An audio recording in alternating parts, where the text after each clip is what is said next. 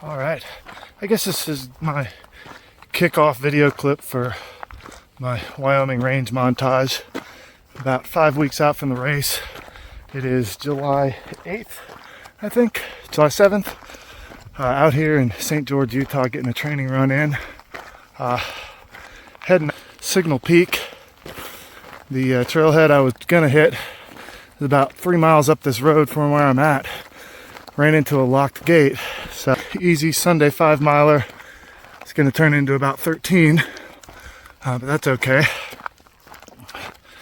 Still kind of recovering from Cocodona about 2 months ago. I guess I can't really milk that anymore, but I'm feeling strong, getting some vert in.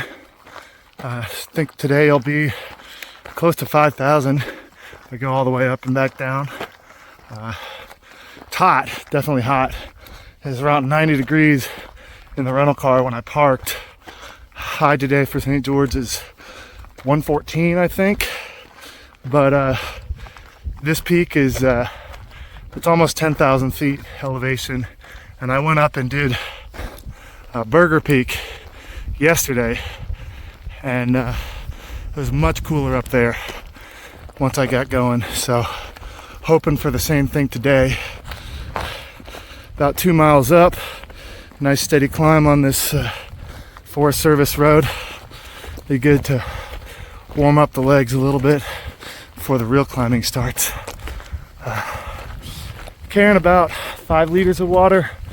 Got between the vest and the bottles, and then I've got a few just little bottles I'm going to drop along the way so that I can grab some water on the way back in.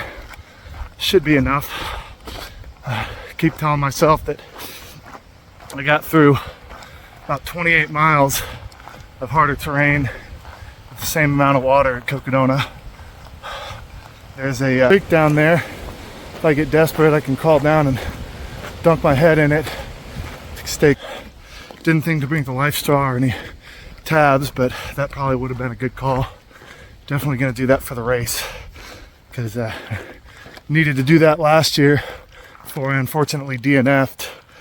I think staying on top of hydration out in the mountains where it's dry is one of the things I needed to work on. So we'll see how it goes. All right, here we are, starting line of the 2024 Wyoming Range 100. It's just before 6 a.m. The race starts in about an hour. Already checked in, got my bib, got my bear spray, ready to rock. Race brief in about 15 minutes. Then we've got another 45 until the start. Gonna be a good day, I think. It's nice and crisp, clear, cool for the start. I looked at the weather. I think the low for the peaks is going to be in the mid-30s. So hopefully shouldn't have to deal with any freezing conditions. Precipitation looks good. I didn't see any sign of any storms, so hopefully won't have any lightning delays. At Middle Piney Lake Campground is the start this year. Sun's just starting to come up. Beautiful morning. So check in once I'm on the course.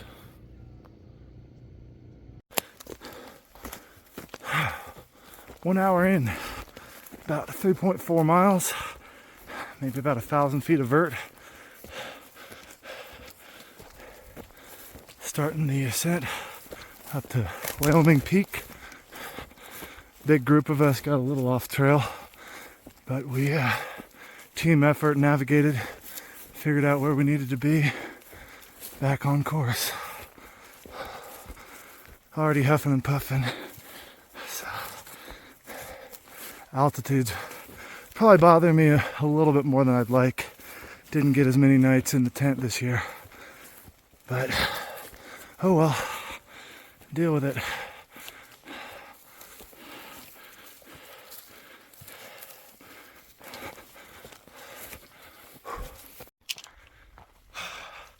Above the tree line, 4 miles in. It's beautiful up here.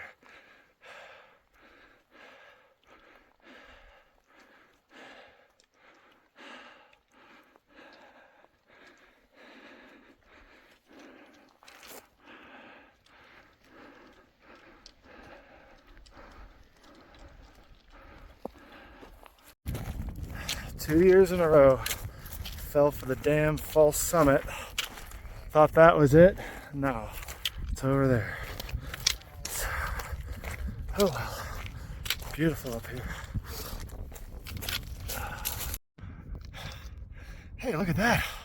We're here already. Wyoming Peak. Highest point in the race. 11,200 and something feet. That did not seem as hard as it did last year. Which hopefully that's a good sign. Oh man. 2.5 hours in. Feeling pretty good.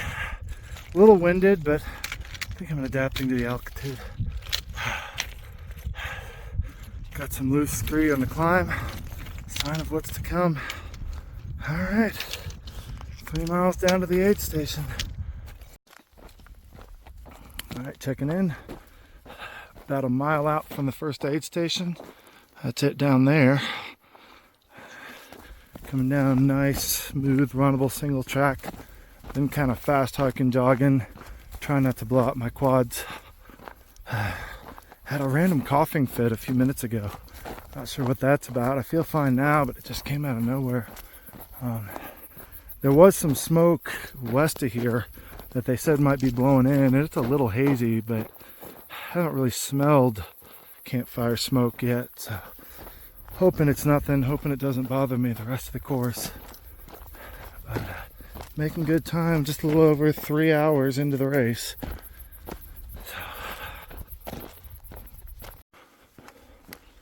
Okay, checking in. A little after mile 11. About a mile out from the first aid station, Wyoming Peak. I was a little ahead of my best case scenario pacing plan. Had me leaving that aid station around 10:52. I left there around 10:41, so just gonna try to cool it and not go out too hard on this section, but it's very, very smooth, very runnable. Generally pretty flat downhill Jeep road. There's no real climbing in this section, and it's pretty short. It's only about 6 or 7 miles to the next aid station, so it's a nice little break. Blood sugar was starting to inch up. Just hit 191 a couple minutes ago, so took a few units of insulin. I'm gonna wait to finish eating my Oreos until it levels off. I don't want to go too high this early in the race. Yep, that's what we just came down off of. All right, time for another update. About half a mile out of the Box Canyon aid station. Doing the climb up over the ridge again. Second big major climb of the race. About 18 miles in. Next aid station is Roaring Fork Lakes. About mile 32, so a little under 15 miles to go to get over there. This climb is beautiful. Kind of reminds me of Kasner Canyon, just 4x in terms of how big and how steep and how long it is. So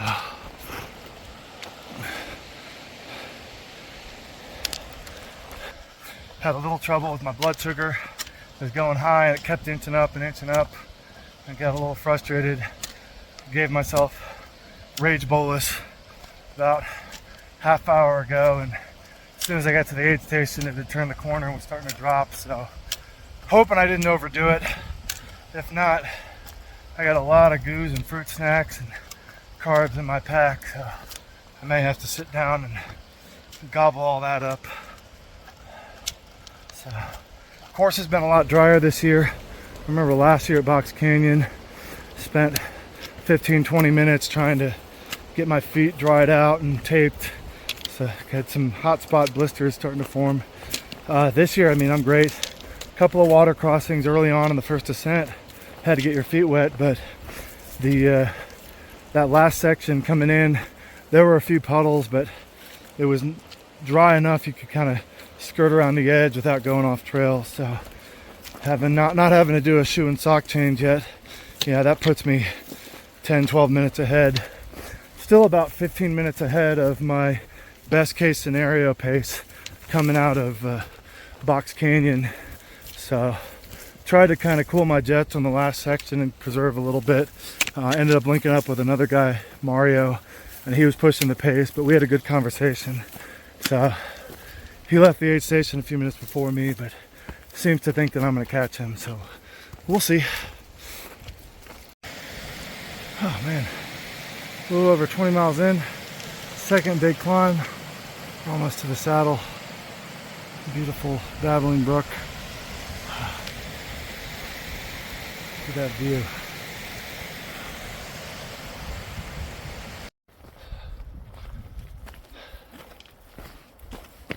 Checking in around mile 28, about 4.5 miles out from the Roaring Fork Lakes aid station. Late in the afternoon, beautiful sunny day, nice breeze. Had some thunder coming over that last climb up on top of the ridge. Made me a little nervous. I was watching the sky for lightning. Luckily didn't see anything. Was with about 3 or 4 other guys, and we were all just kind of hustling, trying to get through that section.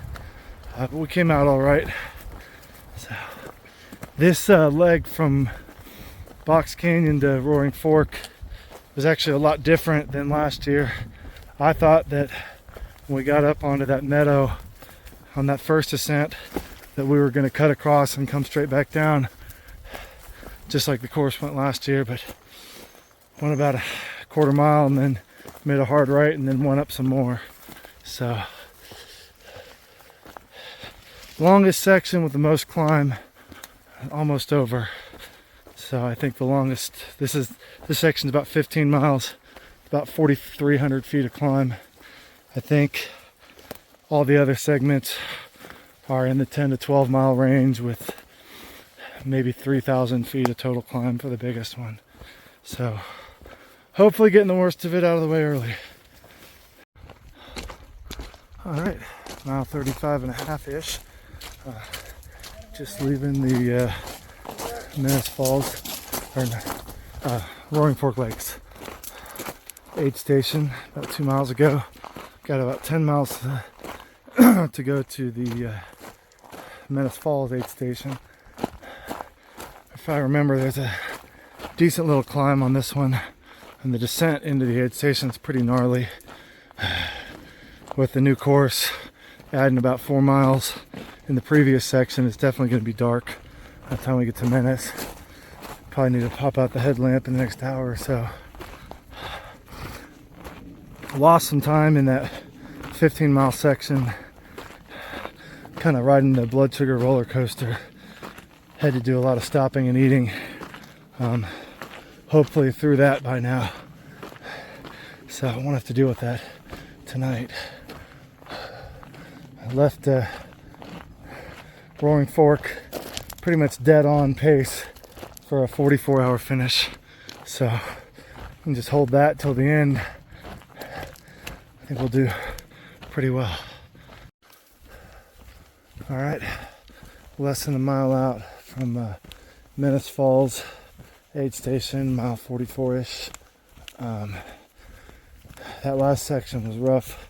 There's a really big, loose scree descent that's really steep, and about halfway down it, I slipped pretty hard, fell on my butt, bent the hell out of both of my trekking poles. So wounded my pride a little bit. I'm mostly okay. My hip hurts a little bit, but just trying to power through it. So stay on target for 44-hour finish. I need to be leaving that Menace Falls in about 30 minutes. So I'm hoping it's only like half a mile out so that I can get good 15-20 minutes, get some food, refill some things, get some caffeine. You know, it's a little after 11 o'clock, so I'm starting to fade, and this was where I got screwed up last year. Just got the sleepies and just couldn't continue. So all right. Man, a little after 1 a.m. around about mile 49, just did, or partway through the really big nasty climb coming up out of Menace Falls. before we dropped down into McDougal Gap. That was a climb that rattled me last year. It's straight up, loose scree, hard to get footing, 3 points of contact with the trekking poles and the feet, and still sliding all around, dirt surfing. And where it's not like that, it's just open range with some undergrowth and no trail and a bunch of pock marks. I'm just trying to follow the flags to figure out where to be. So, for those that know, imagine you took the Fain Ranch section of Cocodona and put it on the backside of Hope Pass at Leadville, and then did it sideways. That's about what the climb was like. So, I think we're about 6 miles out from McDougal, the halfway point, the 22-hour cutoff. We're right at 20 hours. So most of the vert is done in this section. There's just some traversing the slope that's a little sketchy. And then we drop down to McDougal. So,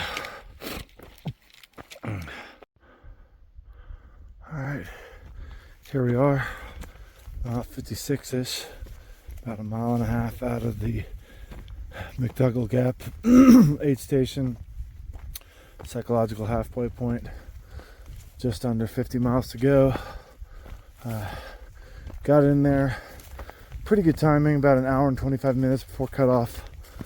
Stayed there a little longer than I would have liked. I was there for almost 40 minutes. But put on fresh shoes and socks, dried out my feet, got a burger, got some food, just got a few minutes to sit down. So, sun will be up in the next hour or so. I'm hoping that gives me a little boost. I'm starting to really feel sleepy. I may sneak off into the brush to the side here and do a trail nap. Another 9-ish miles to Blind Bull aid station. They said this one wasn't supposed to have a big climb, just a bunch of rollers, but we've been going up pretty much the whole time. Already got about 700 feet of gain just out of the aid station. It's dark, not much to see.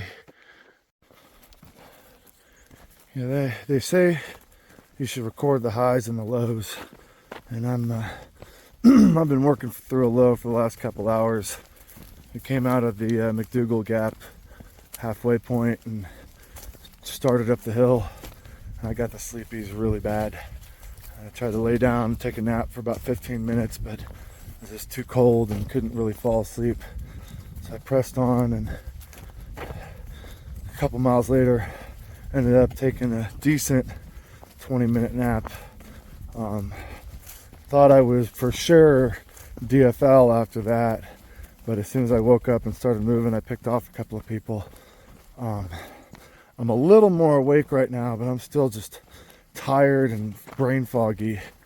So just changed my clothes, took some of the heavy layers off, went and did a side trail, ate some crackers and peanut butter, hoping that pulls me out of it. I think they're like 2 or 3 miles out from the aid station, and supposedly there's a really nasty 400-foot climb right at the end of this segment. So that'll be fun. Oh man, I'm way off pace for all my pacing plans. I don't even know if I'll be able to catch up to the 47-hour goal, but we'll see what happens. All right, about 4 miles into the segment from Blind Bull to Deadman. 4 out of 9 3/4. So got about 6 more to go. I'm moving okay. I'm still tired and sleepy, but nothing hurts more than everything else. So I'm just gonna keep pushing forward. I just finished a brutal climb up to the Dead Man Peak. There's this little cabin lookout tower I'm sitting in just to get out of the wind for a few minutes, sit down and just recover a little bit. The view from up here is extraordinary. Every direction.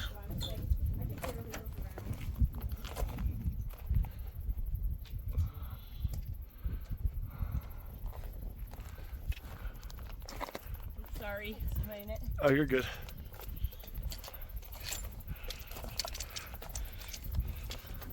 Holy moly, That can't was look the over shit that way. we just came up. Checking in again, coming up on mile 80. We're in the stretch from, what was that aid station called? Deadman aid station at the bottom of the Deadman Peak. Headed up towards Grizzly Basin, I think it's called. Lucked out, got this beautiful paved road, and this is the only hill I've seen on it so far. About 4.5 miles into the segment. So, good opportunity to make up a little bit of time. I came into the Deadman aid station and I was fading and nodding off, and one of the volunteers just looked at me and said, "Do you want to take a nap in my truck?"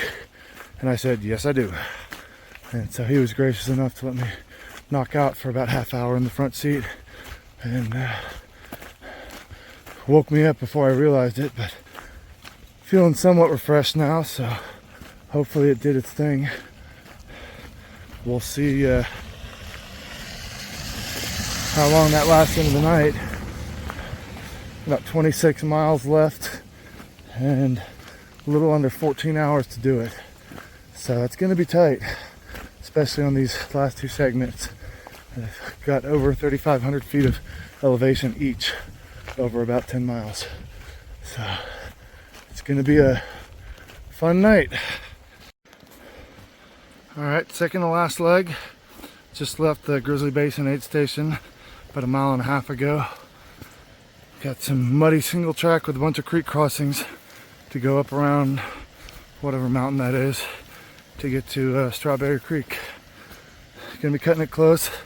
Got about 11.5 hours to go 20 miles, so no dilly-dallying. All right, we're 45 hours and 37 minutes, a couple hours into the cutoff. I think we're about 2 miles out. Where's the finish?